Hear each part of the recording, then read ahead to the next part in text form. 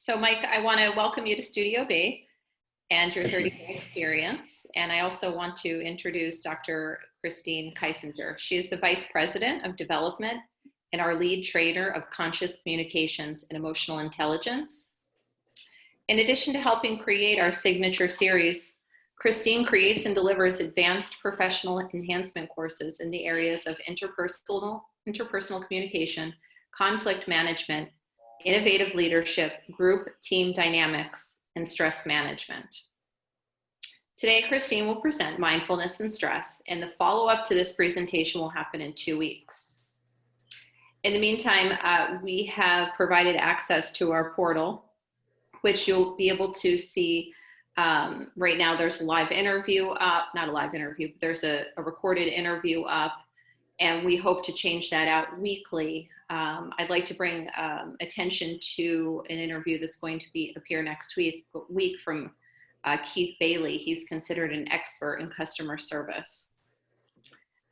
This session will be recorded and available to view by Friday, and we will be also distributing additional resources. In addition to the sessions that we're doing this week, and then in 2 weeks, we are going to have live bonus classes, which are 20-minute sessions that we're offering at 12 noon.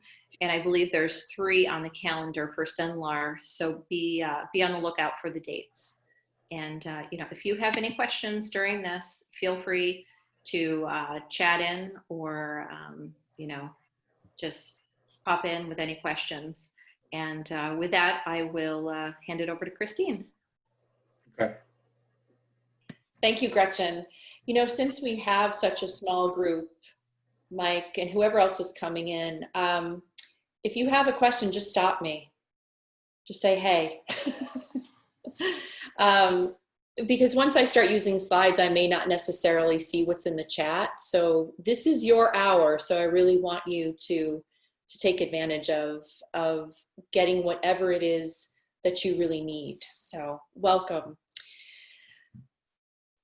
I don't know that anyone would disagree with this idea that over the last 5, almost 6 months, we have been navigating very, very difficult terrain without a map. We don't even quite know what the destination is, where it is, when we're going to get there. And some people prefer the analogy of being in very, very turbulent water, sort of trying to navigate a ship through turbulent water that's uncharted. And we're not even sure we're going in the right direction. We know that there's a shore. We don't know how long it's going to take to get there. And we certainly don't know what it's going to look like when we arrive. So regardless of the analogy that most resonates with you and the turbulence of it all, both scenarios that I describe are inherently stressful. I have a confession to make, and I mean this with complete sincerity. When I take an honest look at my own life and everything that's happened over the course of the last 5 months, I can say that I'm grateful for the stress that has descended upon my own life. And I'm grateful for it because it has been a really, really powerful form of fuel. It has motivated me, it has inspired me to do things, to take risks that I never would have taken before. An example is what I'm doing right now. I have been doing live trainings for countless years, resisting all of the opportunity of virtual training, and 5 months ago realized I had to take a very, very deep dive into this format very quickly. So it was really the stress of the situation that really provided the motivation and the fuel for me to take this kind of risk, to take other risks. My own creativity and innovative thinking in reference to the kind of curriculum that we've had to really quickly develop in this company was also motivated by stress.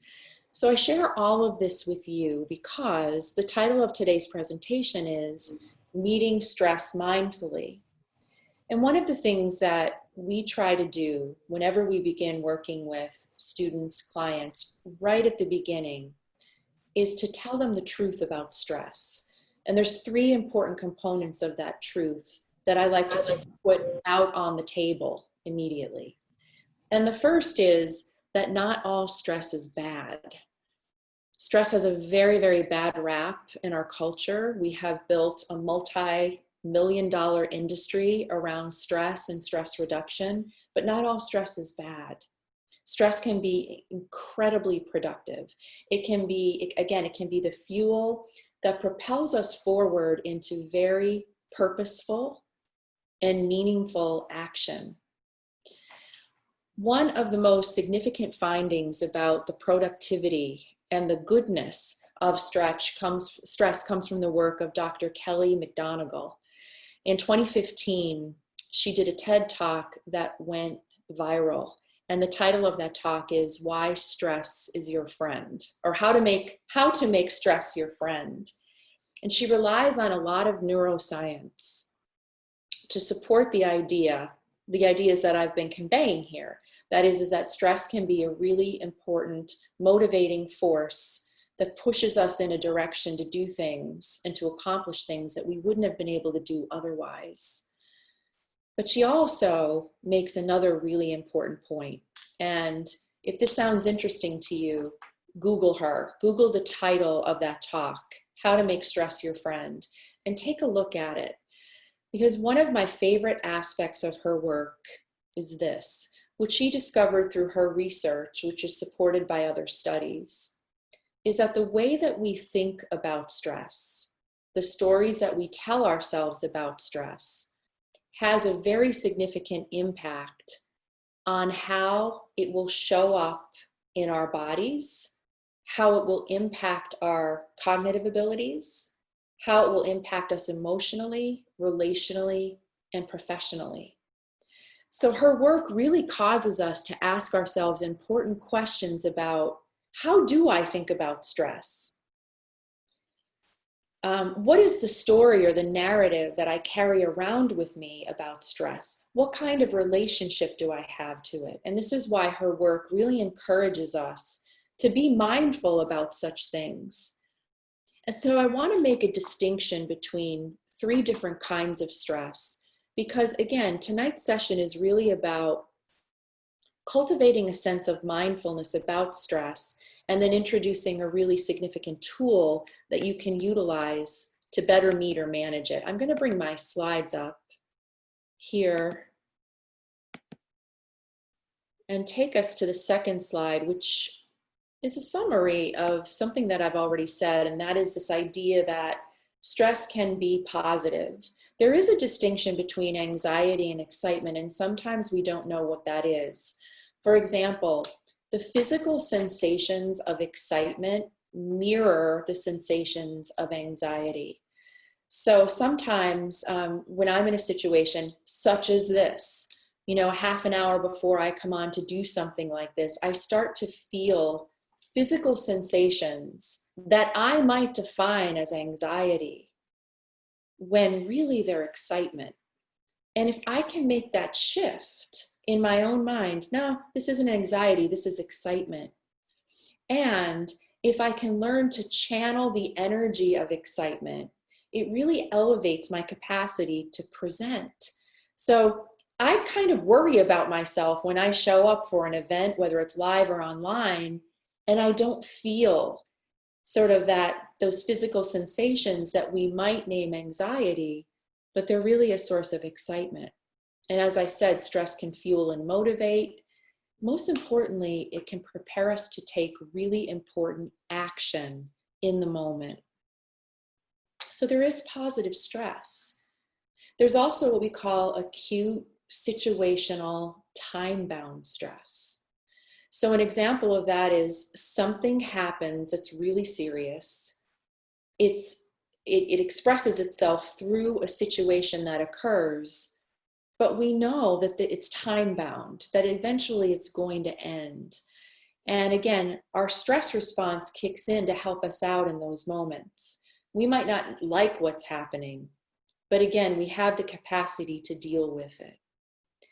And then there's something entirely different, and that is chronic, ongoing stress related to a threat that doesn't have a time limit to it.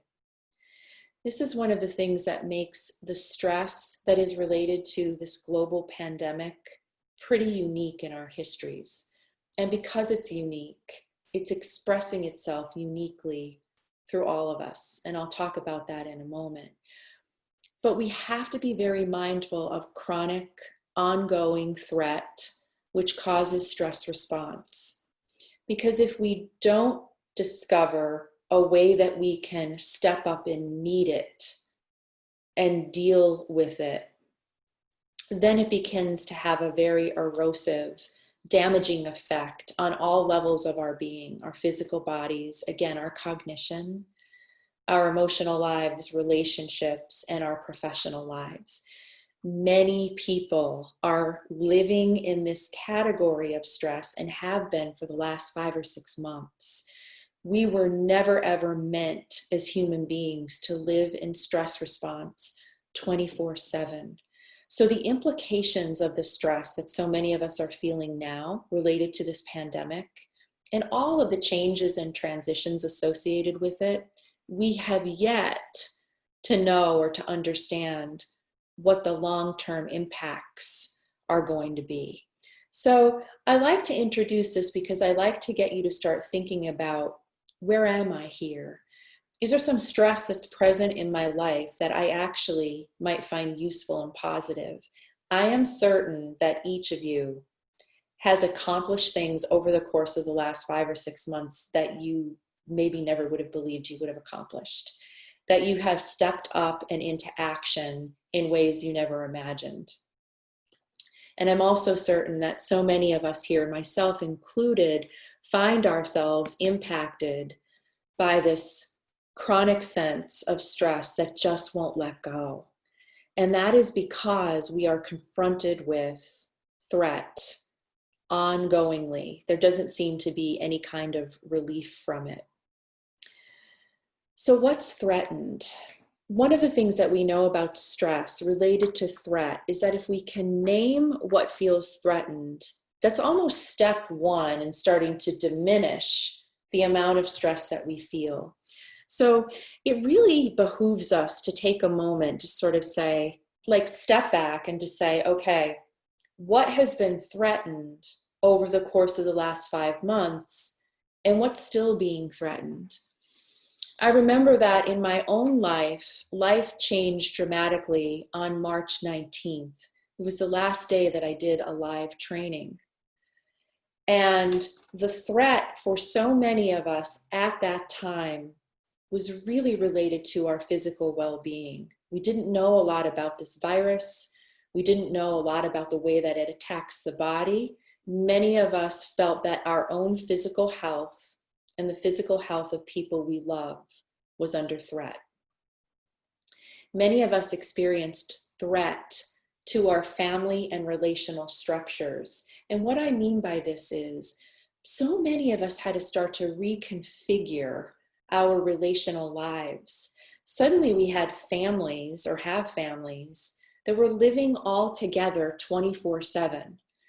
In the lives of some families, when they look back at their own histories, they will say, we have never been together as a family for a prolonged period of time, 24 hours a day, 7 days a week with no end in sight. So there's been a lot of family stressors, a lot of relational stressors related to COVID. But why is that threatening? It's threatening because, again, the way that we do the work of family and relationship changed very suddenly, very abruptly. Marriages changed. Long-term committed relationships have been affected positively and negatively. For many of us, education is a threat, and this is a threat that's pretty prominent right now, and it's a threat in the sense that for those of us who might be parenting younger children, we don't know if the kids are going back to school in the fall, and if they are going back, under what circumstances. that feels really threatening. Even if you have older children that might be returning to or beginning their university journey, what is that going to look like? Financial well-being for many of us has been threatened. Our professional stability, in the sense that so many of us might still have jobs, but maybe we don't know where we stand in those jobs. Maybe our job has changed. Maybe we don't quite know if there will be a job 3 months from now. And many of us feel the threat in terms of our national and even our global security. Some of us feel threatened as a planet. So any one of these things on this screen is inherently threatening, and as a result can trigger us into stress response. But when you have all of these things, or most of these things threatened, we can expect that our stress level will be very, very high. I would be remiss if I didn't include mention of loss. And the reason that I include the mention of loss is because many people, again, we're putting one foot in front of the other. We're just trying to figure this all out. We're in unmapped territory, uncharted waters, and we may not even be aware that so many of us are experiencing loss at multiple levels. The reason that I bring this in is because I have heard from many people in my life who have said, I finally think I'm getting the hang of this new normal, that it feels like I'm in some sort of routine, but I still don't feel quite myself. I don't know what's happening. I can't shake this feeling. And often what I will say is, have you thought about loss yet? And then often, the individual will often hear that as a huge wake-up call, that wow, on top of everything else I'm juggling, all these stressors, there's also some loss. So defined loss is most obvious loss. I've lost my job. I've lost my health. You might have people in your life that you've lost to this virus or to other things in the last 5 or 6 months. So those are really overt, visible losses that we can name pretty easily. But then there's something interesting called limbo loss. Limbo loss is a term that describes the sort of loss that occurs when I'm not quite sure whether I've lost or not. For example, let's say that you have some of the physical symptoms of the virus, and you go and you get a test, and they tell you at the testing center, you'll have your results in 4 to 8 days. You then enter into what is called limbo loss, and it's this period of time where you don't know if you've lost or not. You don't know if you're going to lose some aspect of your health as a result of a positive reading or not. So limbo loss, relationally speaking, is that loss when you're in a dating relationship and your significant other says to you, I'm not sure I want to be in this relationship. And they're sort of entering into a period of discernment. Another example of limbo loss, 2 people who decide to separate. They're not quite sure if they're going to end the relationship or not. That period of time is fraught with an agonizing sense of stress and uncertainty. So these kinds of losses really drain and deplete the system. In fact, they are considered stressors. Anticipatory loss is, I know I'm going to lose, I just don't know when. Anticipatory loss is something like a move. Maybe you and your family have decided that you're going to move in September. And so you know it's going to happen, right? So you're sort of anticipating, and you begin, once you've made the decision to make that kind of change, you begin to slowly experience the loss. That's anticipatory loss. But the last loss that's listed here on the slide is probably the most significant in terms of the context of a global pandemic and a lot of social, political, civil unrest. And that's what is known as morning dreams.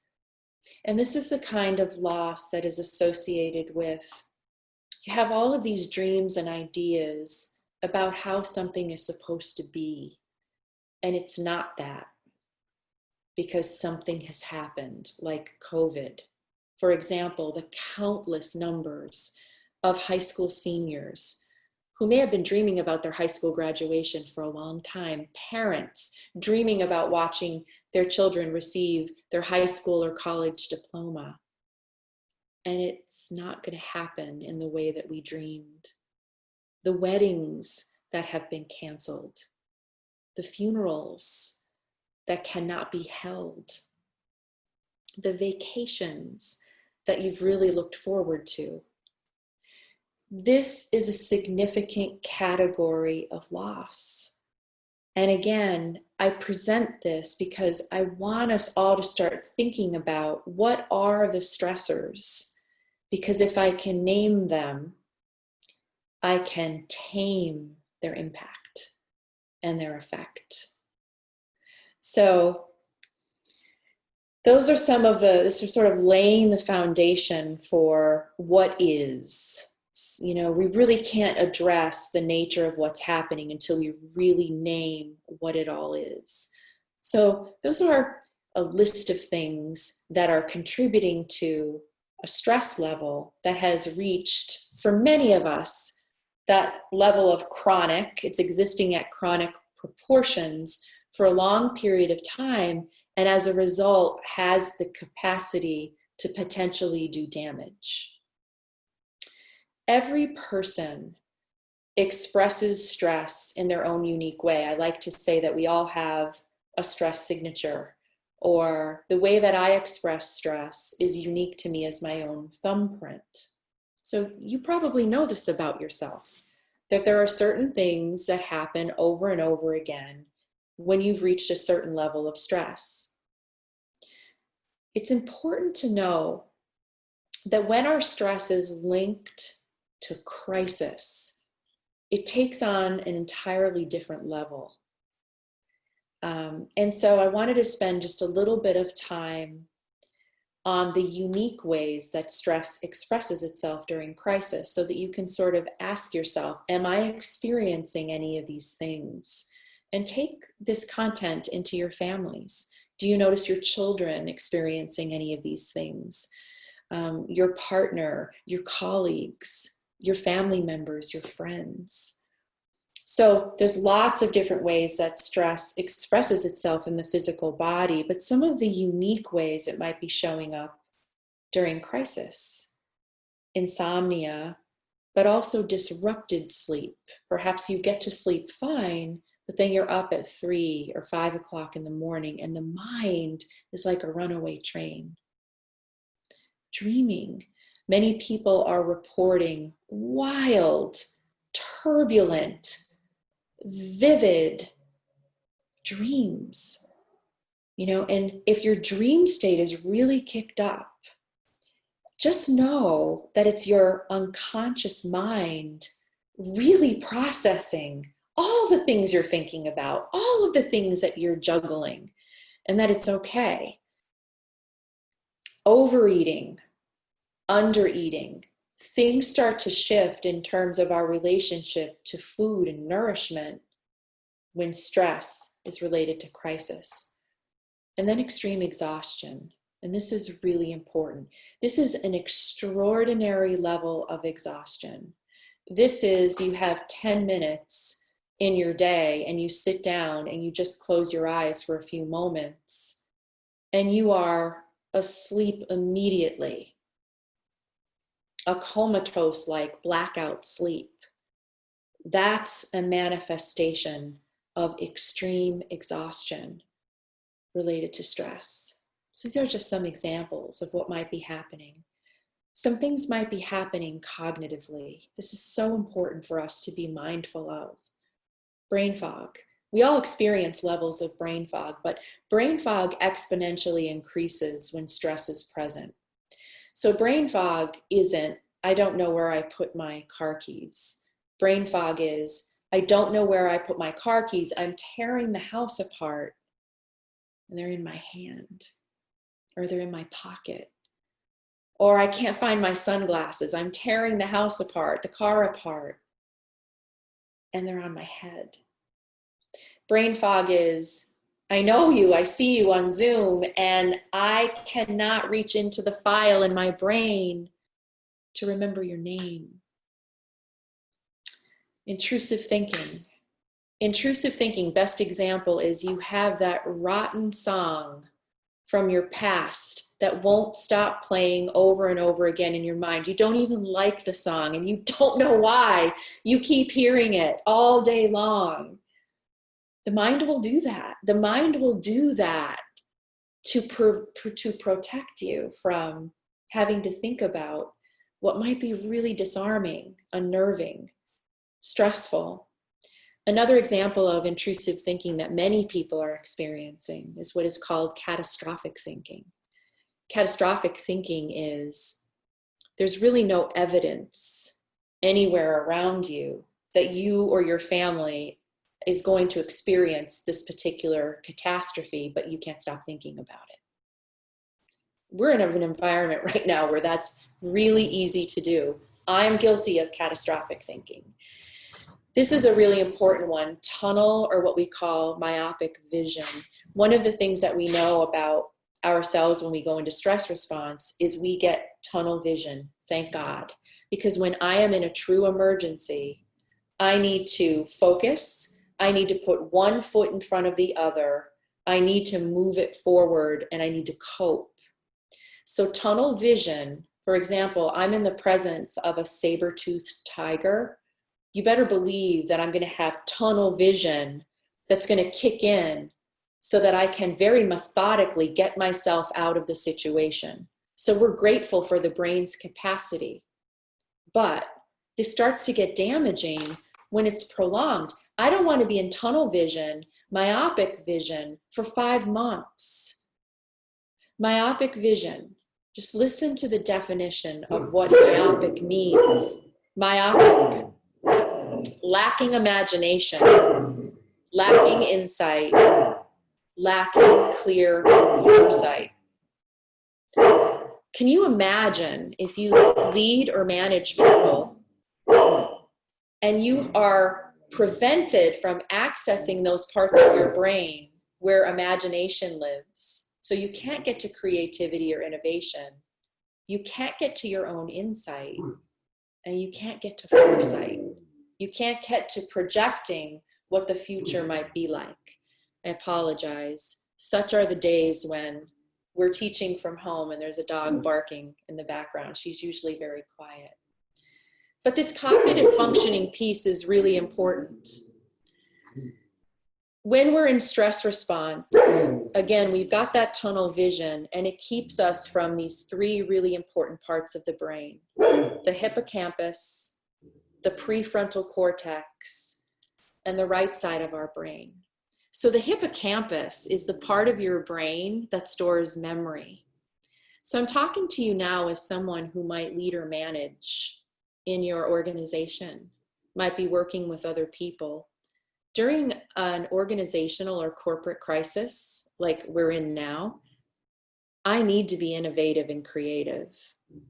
And to be innovative and creative and to make good decisions, I need access to the memory part of my brain. I need access to the prefrontal cortex, which is the executive suite of your mind. We call it the CEO center.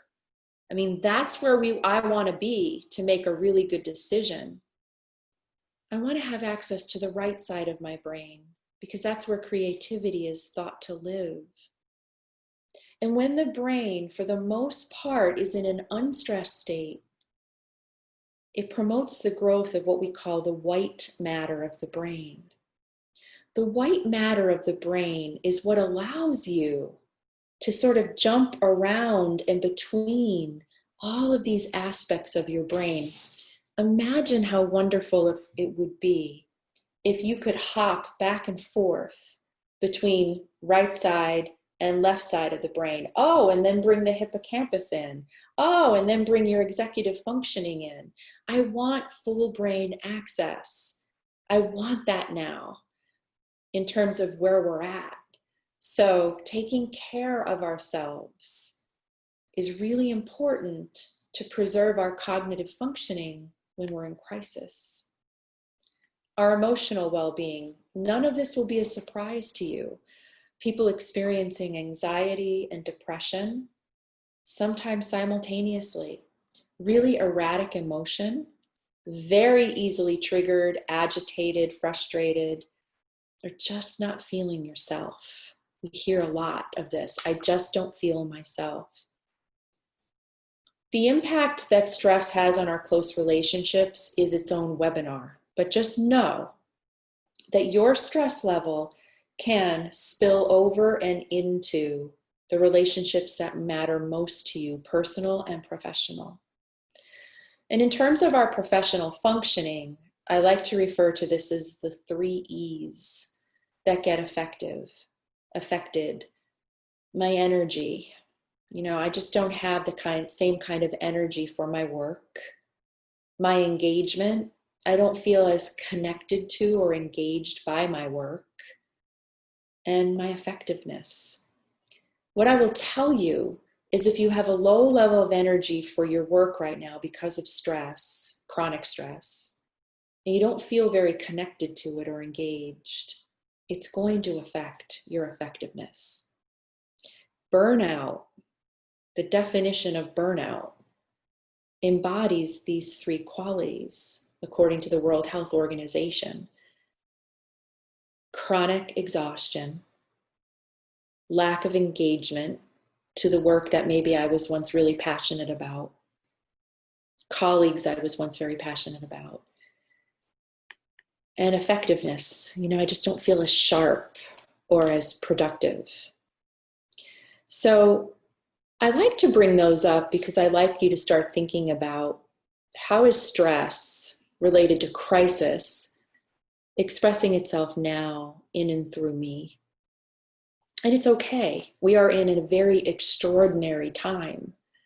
And so if stress is expressing in a way that you've never even experienced before, it's okay.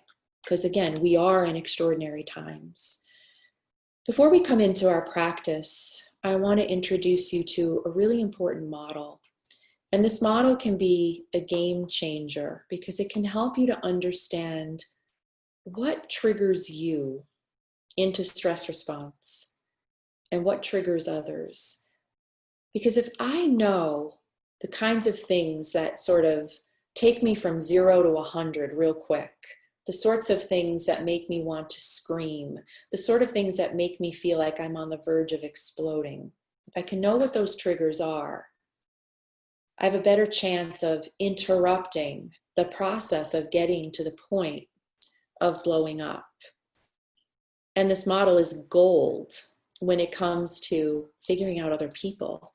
When I'm in the presence of someone who is really triggered, really reactive, even if it's a child, I've got this model now in my back pocket and I can understand where it's all coming from. And if I can understand it, then I can meet their reactivity in a really, really helpful and productive way. This is known as the SCARF model, and it comes from the work of Dr. David Rock, who's not only a neuroscientist, he's also a psychologist, and he's very interested in leadership. So a lot of the work that he does very specifically addresses the neuroscience of leadership. And really what his model teaches is his model teaches us to be very mindful about our triggers. So the acronym SCARF is comprised of 5 different needs. These are basic human needs. We all need these things to different degrees. I promise you that whenever any one of these things is threatened, you will feel triggered. So S stands for status. And what S reflects is all the questions we have as people in our personal and professional lives that say, what's going on here? Where do I stand? What's my position with you? Who are we to each other? Do I still belong? Do I still fit in? We're always looking to figure out where we stand in any given situation. And as soon as that's threatened, if I'm not quite sure what my job is, now that everything has changed, if I'm not sure if I have a job, if I'm not sure if we're going to stay married, if I'm not sure how everything's going to work, how our family's going to work in these closed small quarters indefinitely, status is challenged and we can get really triggered and really reactive. Certainty, the C of SCARF is certainty. Human beings thrive in certainty, stability, security, predictability. We just do. Now, some of us need it more than others, but we need it and we seek it. And we are living in a time where certainty is threatened at all levels of our being. No wonder why we have days where we feel like the slightest thing can take us again from 0 to 100. Autonomy is interesting. Autonomy reflects every human being's desire for independence, to be their own person, to do and to go and to be as they wish. Many of us feel very triggered by the fact that we just can't get into our cars right now and head to our favorite restaurant and have a meal surrounded, in a place where all of the tables are full. That there are all of these restrictions around how we have to show up at the grocery store. Think about all the times in your life, especially the preteen and teen years, where your children or you yourself were really triggered when you were given a curfew or told that you couldn't take the keys and drive the car, or any number of things. We long for autonomy. And as I said in the earlier session, if you lead or manage, please know this. In this time of great uncertainty, one of the things those you lead most desire is they want to know that you trust them. They want to know that you will still allow them to make their autonomous decisions on behalf of the company or on behalf of the team. That if you really want someone to thrive in the context of a crisis, encourage their autonomy. Because when it's threatened, we get fiercely defensive and very triggered. R makes perfect sense, and yet it's a contrast to the A, and it reflects our human need for connection and relationship. I need my independence as much as I need a sense of being connected to other human beings. And whenever you know this, you've had experiences where a relationship felt threatened in some way. Wow, we fight for it. We get really upset. We get really triggered. One of the things that a couple of people have revealed to me about changes in their workspace that are really triggering them is all of the ways in which they can no longer be together as a team. As my sister-in-law was sharing, she's gone back to her workplace. One of the things that she and her team really cherish, they work in a small architectural firm, is their shared lunches. They would each bring in ingredients. They had a common kitchen in the office, and they would cook together and then sit at a communal table and enjoy their meal. They can't do that anymore. And they don't know for how long they can't do that. But that's just an example of how triggering that can be. And then the last word here is fairness. And this is also really important. But when we think about fairness, think about it, times in your life when you felt you were not being treated fairly. You get triggered, really reactive. Times in your life where you didn't think that your dignity was being respected. When we as human beings feel like we're not being treated fairly, that we are not being treated with dignity and respect, it can cause emotional upheaval, anger, rage. So whenever you're feeling triggered, or even if you could remember a triggering moment that you may have experienced recently, if you took a moment and you ran yourself through SCARF, you can probably figure out why you were triggered in the first place. Something or several things on this list was threatened for you. Similarly, the next time you're in the presence of someone, or if you were thinking about maybe even an encounter you had earlier today where someone in your life was really upset or triggered, if you walked yourself through SCARF, you could probably figure out what was triggering them. The example that I gave in the earlier session was related to autonomy. Imagine how triggering and difficult it is for a teenager to be living through this and to have to be stuck at home for their own safety. If you know teens or you have teens, you're probably dealing with a lot of their emotional upheaval and triggering. I might not know why my child is screaming at me or treating me and his or her siblings so poorly, but this model might help me to see why. There's so many of us who feel we've been ripped off from life at this point. I didn't get to attend my son's graduation. That didn't feel fair. That's really triggering. I didn't get to have my graduation. A teen might feel that feels really triggering. When I first learned about SCARF, it was so meaningful to me that I wrote it down on a cue card, the acronym. And every time for 30 days that I felt triggered, I took the card out. I walked myself through the protocol, and I was able to figure out why. And that was really helpful for me. And it's really helpful then, because once I memorized it, it was really helpful in my dealings with other people. Because if I know that my daughter's autonomy, 16-year-old daughter's autonomy is threatened, and that's why she's ranting and raging around the house, I'm less apt to come back at her with anger because I understand that perhaps this is coming from her independence being threatened. So it works in both ways. It helps you to understand you, and it also helps you to better work with other people who might be triggered in your presence.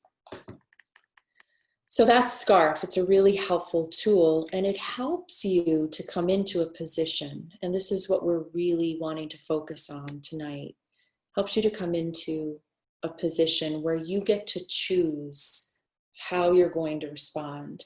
And I think that that's the way in which the SCARF model was most meaningful for me, because when I realized that I tend to get most triggered when my certainty gets triggered and when my sense of relationship is triggered.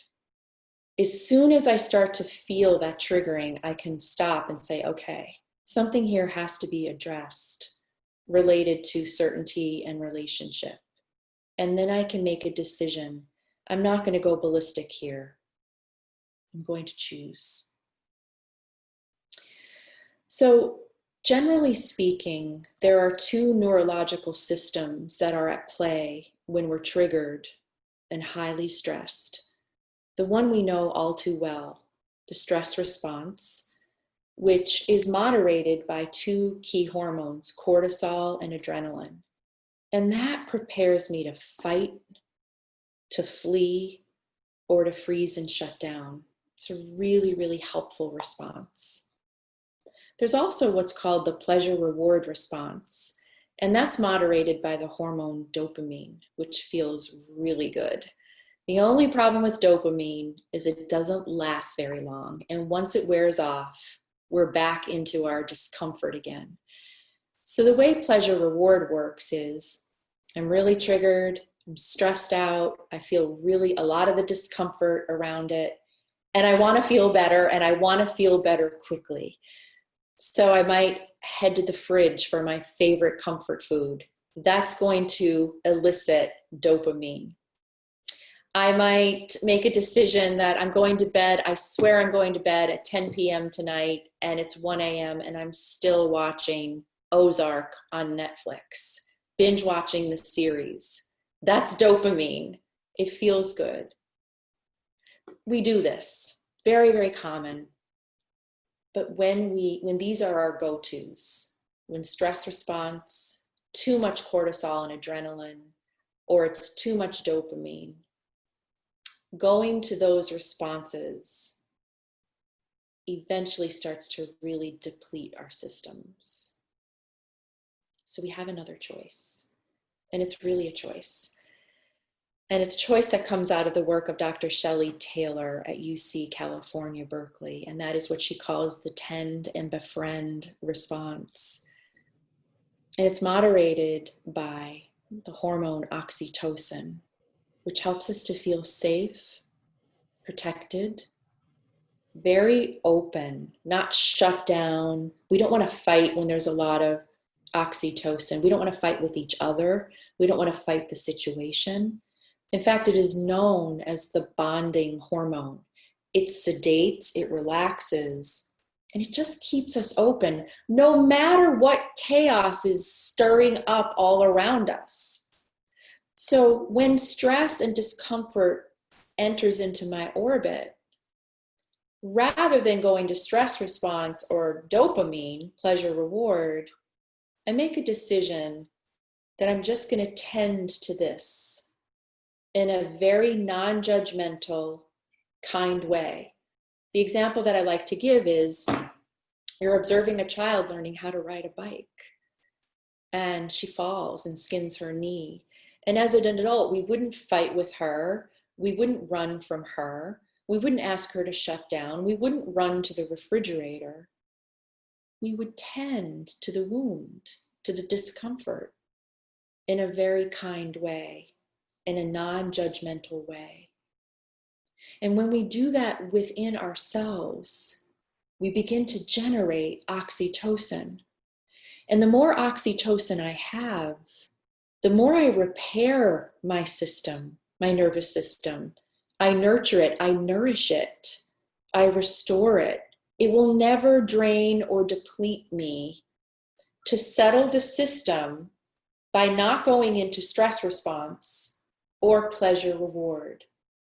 So I want to bring us to a close by taking you through a practice. It'll be about 3 to 5 minutes.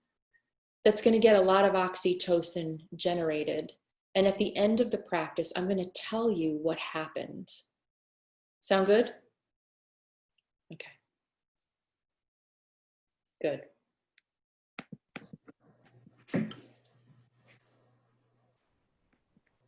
All right. Sounds good. Great.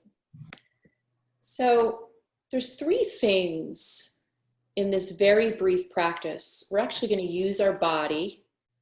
And remember this, in any situation, regardless of how traumatic it is, turbulent, chaotic, there's 2 things that you always have with you, your body and your breath. Your body is always in present time. Your breath is always in present time. So whenever you're ruminating about the past or stuck in anxieties about the future, you always can come to your breath and your body to bring you into what is here and now. The mere act of taking your mind out of past and future is mindfulness. It's mindfulness. So we're going to make 3 tiny tweaks in the body that's going to elicit a cascade of neurological, biochemical, hormonal shifts that bring you into a state of calm, strength, and a willingness to remain connected. So I want to invite you, if you want to turn your cameras off, if you want this to be a private experience, by all means, go ahead. But if you're in a seated position, you can also do this standing. It's totally up to you. But if you're seated, I want to invite you first to close your eyes.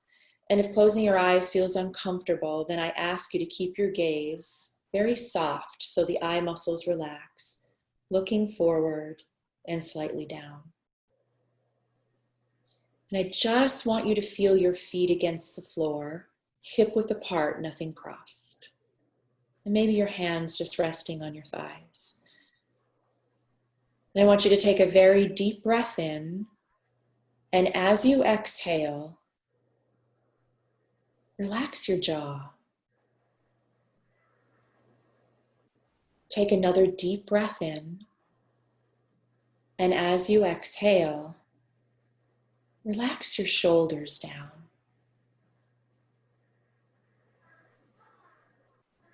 Take a deep breath in. And as you exhale, just feel a full body relaxation for all the muscles. And then just allow the breath to be just as it is.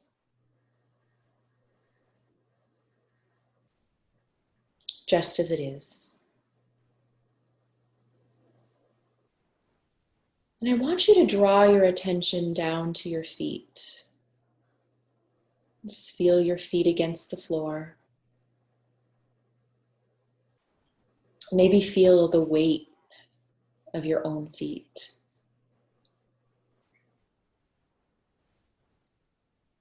And just connecting to how grounded you can be and how much of your own strength is in your ability to stand on your own 2 feet.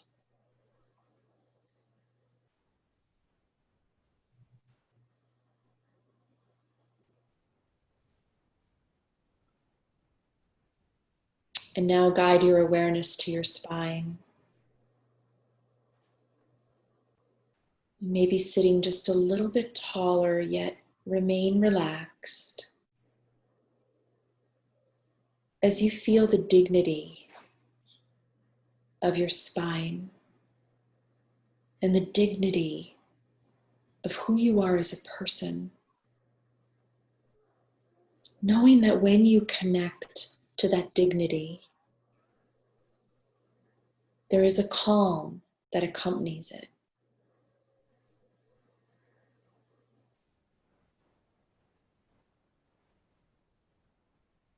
And now taking your awareness to your shoulders, just relaxing them a little bit more, opening up through the chest just a little bit by bringing them back. And when you do that, just notice all the spaciousness, the expansion that you just created in your chest. And know that you've just created more space for your actual heart and your lungs.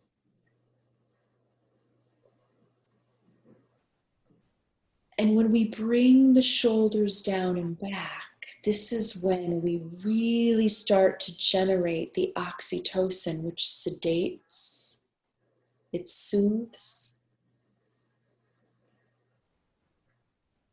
it keeps you open to staying connected to yourself and to others when there's stress.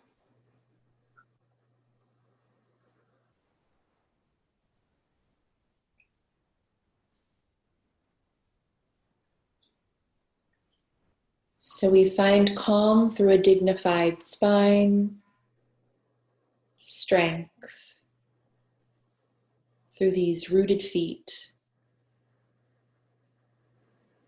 openness and expansion through the chest, the heart, the lungs.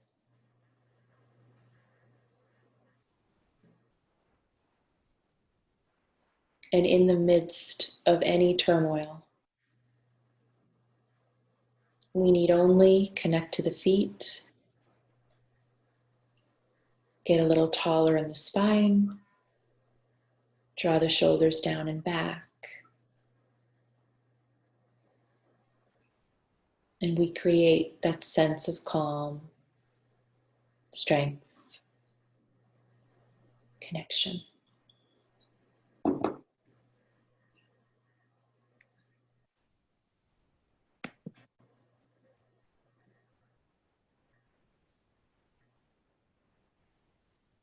Whenever you're ready,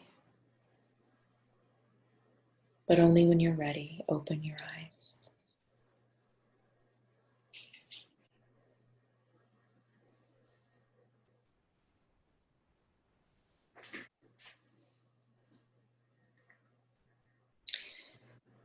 That practice is known as centering, and it actually is an adaptation of a practice that comes from the Strauss Institute of Embodied Leadership.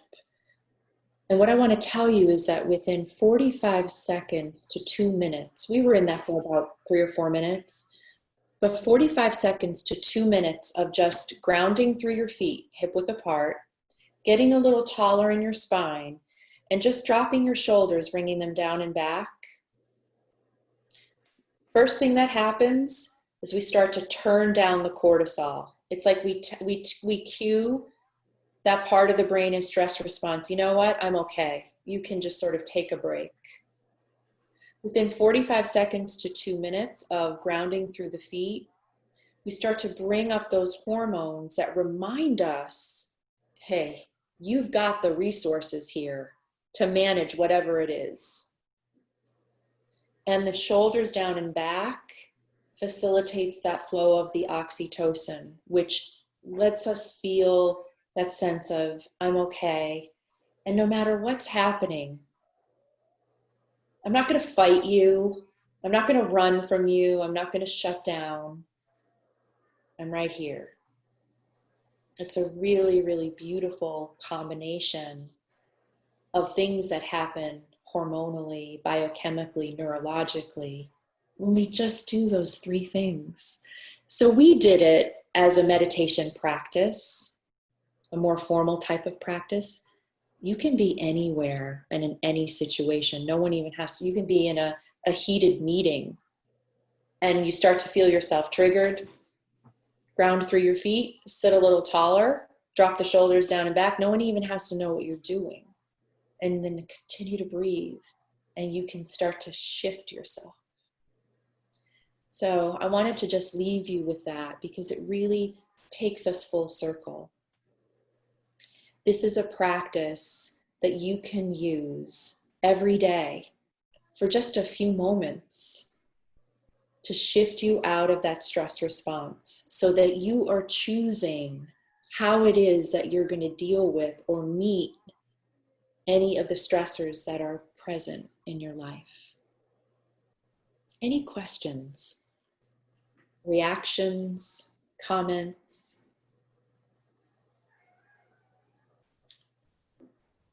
Not really. I mean, some of what you went over, I think I'd heard in other places and I consider, but I feel like the situation we're in right now, there's no time to pause to actually deal with anything that might be a solution. It's only about accomplishing the task that's right in front of you.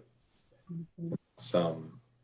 It's stressful in itself because sometimes there's a recognition of what can be done differently, but you almost feel like I don't really have time to deal with that right now. Mm-hmm. Yeah. How did the guided meditation feel? It was relaxing. I think closing my eyes helped because it kind of removed, outside influence or outside, stimulus or whatever. Mm-hmm. But yeah, I mean, it was. It's not something that I do, so it's kind of unique for me. It's Yeah. kind of go and then stop instead of taking a moment. So it was good. Yeah, good. And again, it's simple enough that you can remember it, right? Mm-hmm. And I think we were probably in it for a total of 4 minutes, if that.